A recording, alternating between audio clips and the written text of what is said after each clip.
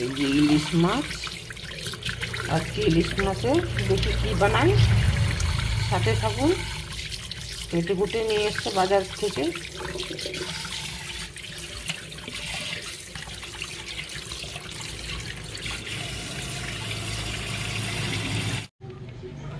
এই যে রুই মাছ ভালো করে ধুয়ে নিয়েছি, এতে লবণ হলুদ মাখাবো আর সরষে বাটা দিয়ে রুই বানাবো।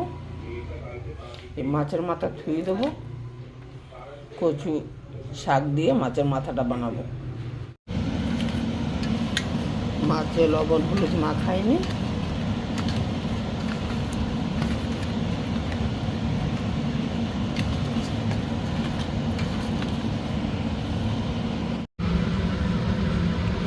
ইলিশ মাছ ভাজা হয়ে গেছে, এখন ঝোল বানিয়ে নেব।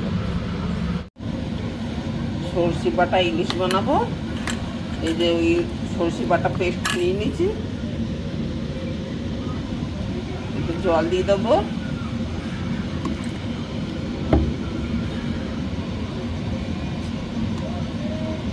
দেবো হলুদ, দেবো লঙ্কার গুঁড়ো, এই যে সরষের পেস্ট, এটা সাদা সরষে আর কালো সরষে দুটো মিলায় পেস্ট বানানো। এতে 7-8টা কাঁচা লঙ্কা দিয়ে পেস্ট বানিয়েছি। সরষে বাটার ঝোল একটু ঝাল হলে ভালো লাগে। একটা মাছ ভাজা তেল,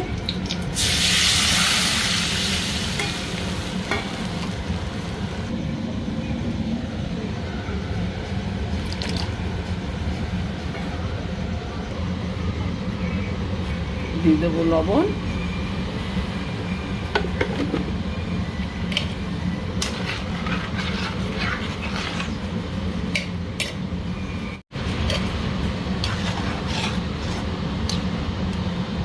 ঝোল ভালো মতো ফুটিয়ে গেছে, দিয়ে দেবো ইলিশ মাছ ভাজা ইলিশ,